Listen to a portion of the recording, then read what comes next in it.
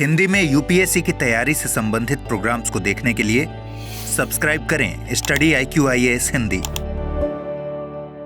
नमस्कार दोस्तों, मैं हूं डॉक्टर पंकज मिश्रा और स्वागत है आपका स्टडी IQIAS हिंदी पर। दोस्तों, आज हम जिस मुद्दे पर बात करने जा रहे हैं वह मुद्दा भारत के संवैधानिक विश्लेषण से बहुत महत्वपूर्ण रूप से जुड़ा हुआ है। एक ऐसा विषय है जो भारत के फेडरल स्ट्रक्चर यानी कि संघीय ढांचे की जड़ों को झकझोर सकता है।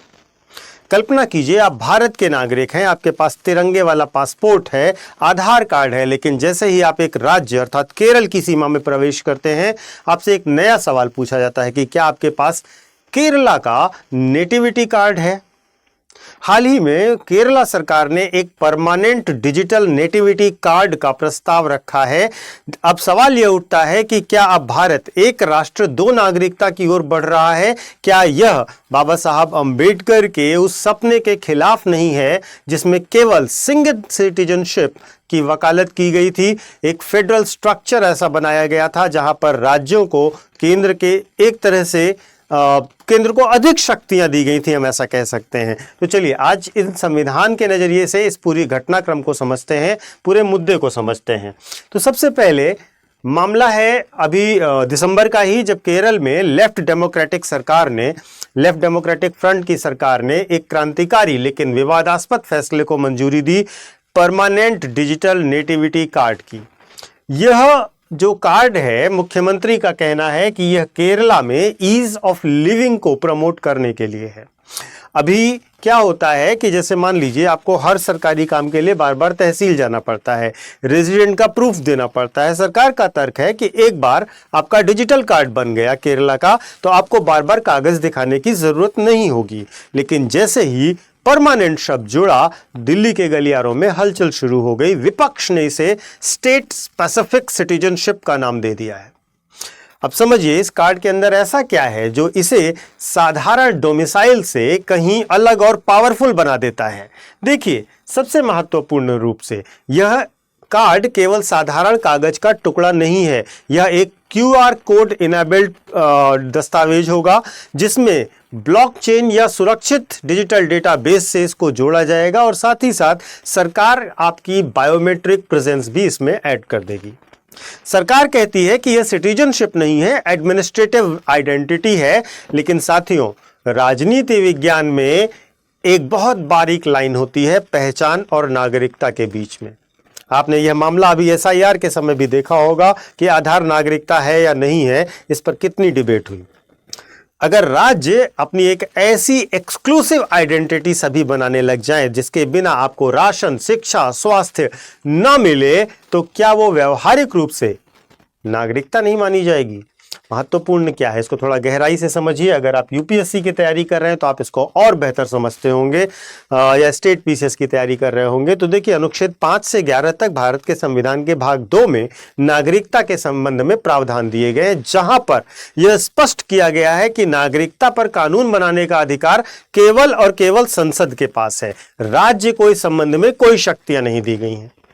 दूसरा, अनुच्छेद 15 की अगर हम बात करें तो यह धर्म, मूल वंश, जाति, लिंग और जन्म स्थान यानी कि प्लेस ऑफ बर्थ के आधार पर भेदभाव करने से रोकता है। और जब आप ऐसा एक डिजिटल कार्ड देते हैं जो आपके नागरिकों की सुविधा के लिए, जिसके कारण आपके नागरिकों को सुविधा मिलेगी, तो यह भेदभाव को करेगा। तीसरी चीज, अनुच्छेद 19(1)(e) को देखिए, जो आपको भारत के किसी भी कोने में रहने बस जाने की सुविधा, आजादी देता है, फंडामेंटल राइट देता है। अब पेज को समझिए। यदि केरल का यह कार्ड केवल वहां के मूल निवासियों को लाभ देगा, तो क्या वह उत्तर प्रदेश, बिहार और बंगाल से आए माइग्रेंट वर्कर के साथ भेदभाव नहीं कर रहा होगा? अगर एक भारतीय नागरिक को दूसरे राज्य में आउटसाइडर महसूस होने लग जाए, तो क्या यह आर्टिकल 14 यानी कि समानता के अधिकार का सीधा सीधा उल्लंघन का केस नहीं होगा? इसके साथ साथ इस पूरी थ्योरी में 2 स्कूल ऑफ थॉट हैं जो आपको समझने चाहिए। पहला केरल सरकार का पक्ष है, जहां पर केरल सरकार कह रही है हम गवर्नेंस को डिजिटल बना रहे हैं। जैसे आधार केंद्र का था, उसी प्रकार से ही कल्याणकारी योजनाओं के लिए राज्य अपना डेटाबेस तैयार कर रहा है। आलोचकों का कहना है कि यह आइडेंटिटी पॉलिटिक्स की शुरुआत है। कल को तमिलनाडु, पंजाब व पश्चिम बंगाल भी अपना अलग अलग कार्ड मांगेंगे। इससे देश की अखंडता कमजोर होगी और सब नेशनलिज्म यानी कि उपराष्ट्रवाद का जो भावना है वो प्रबल होता जाएगा। साथियों, आपको याद रखना होगा कि भारत जो प्रयोग करने की बात कर रहा है, ऐसे अमेरिका में डुअल सिटीजनशिप का कॉन्सेप्ट है। वहां पर आपको स्टेट और सेंटर यानी कि यूनियन, देश की और राज्य की, दोनों की नागरिकता लेनी होती है। क्या केरल अनजाने में ही सही या जानबूझकर भारत को उस दिशा में ले जाने का प्रयास कर रहा है? अगर हम तुलना करें, ग्लोबली तुलना करें तो और क्षेत्रीय स्तर पर भी देखें तो हरियाणा ने इसके पहले परिवार पहचान पत्र शुरू किया था, कर्नाटका ने कुटुंब पोर्टल शुरू किया था, लेकिन केरल का मामला थोड़ा अलग है। केरल में नेटिविटी को यानी कि मूल निवास को एक स्थायी पहचान के रूप में दिया जा रहा है।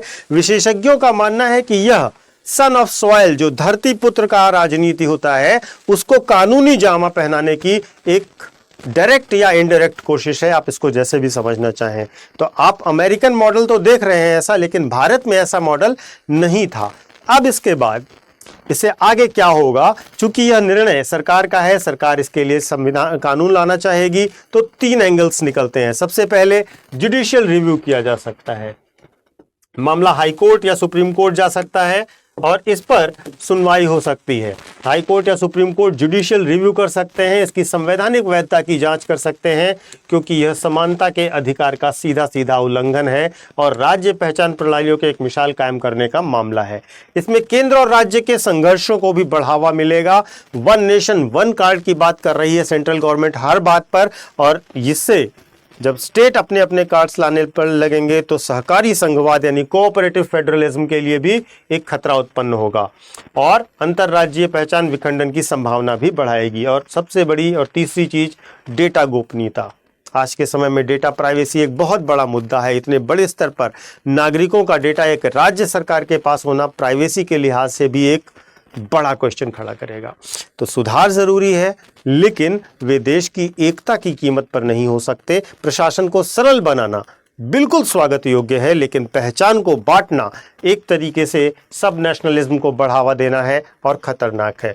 आपका क्या मानना है कि केरल सरकार का यह कदम एक प्रोग्रेसिव, मोर इंक्लूसिव और केंद्र राज्य संबंधों को ध्यान में रखते हुए उठाया गया एक बेहतर कदम है, या आपको लगता है कि इस प्रकार की भावनाएं अगर भारत में बढ़ी, अन्य राज्यों ने भी ऐसे प्रयोग करने शुरू किए, तो यह कहीं ना कहीं भारत को छोटे छोटे ग्रुप्स में बांटने का एक बड़ा प्रयास होगा?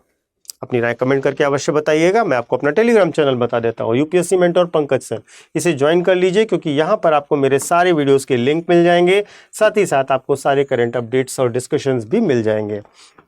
एक छोटा सा अनाउंसमेंट उन बच्चों के लिए जो यूपीएससी की तैयारी कर रहे हैं, 2027 को टारगेट कर रहे हैं या 2028 को टारगेट कर रहे हैं। न्यू ईयर आ रहा है और न्यू ईयर पर एक नया जोश होता है हर चीज़ नया करने का। तो जो बच्चे नए तैयारी करने के मूड में आए हैं और अब अपनी तैयारी को एक बेहतर ढंग से और फिक्स टाइम लिमिट में सफलता में कन्वर्ट करना चाहते हैं, तो हमारे साथ जुड़ सकते हैं। प्रतिज्ञा प्लस बैच है हमारा, जो कि P2I फाउंडेशन बैच होता है, प्रीलिम्स टू इंटरव्यू।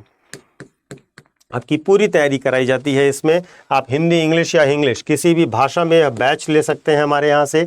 अभी क्यों लेना है? क्योंकि अभी पहली बात तो न्यू ईयर है, सबके लिए खुशी का समय है, और हमारे यहाँ भी इस खुशी को सेलिब्रेट किया जा रहा है ईयर एंड सेल के माध्यम से। यानी कि आपको एक पूरी 50% का डिस्काउंट हर एक कोर्स पर दिया जाएगा। आप स्टडी IQ से IAS का, PCS का, जुडिशरी का, किसी भी माध्यम का, हिंदी, इंग्लिश या इंग्लिश माध्यम का कोई भी कोर्स लेते हैं तो आपको 50% का ऑफ दिया जाएगा। कब तक? 31 दिसंबर तक। तो इसको जल्द से जल्द लीजिए। ध्यान रखिएगा, डिस्काउंट कब मिलेगा? जब आप PK लाइव कोड का इस्तेमाल करेंगे। इस कोड का इस्तेमाल कीजिएगा, आपको मैक्सिमम डिस्काउंट के साथ सेम कोर्स मिल जाएगा, लेकिन 31 दिसंबर से पहले। इन कोर्सेज की डिटेल अगर आप और ज़्यादा अच्छे से जानना चाहते हैं तो डिस्क्रिप्शन बॉक्स में दिए गए लिंक पर क्लिक कीजिए, वहाँ पर आपको सारे अपडेट्स मिल जाएंगे। इस लिंक के खोलते ही आपको पूरा ब्रोशर मिल जाएगा और आप सारी जानकारी वहाँ से प्राप्त कर सकते हैं। इसके सिवा अगर आपको कोई समस्या है, कोई चीज़ समझ नहीं आ रही, तो दिए गए नंबर, जो नंबर आपको डिस्प्ले हो रहा है, उस पर कॉल कीजिए, सपोर्ट टीम आपसे बात कर लेगी। Thank you so much. Hindi में यूपीएससी की तैयारी से संबंधित प्रोग्राम्स को देखने के लिए सब्सक्राइब करें स्टडी IQ IAS हिंदी।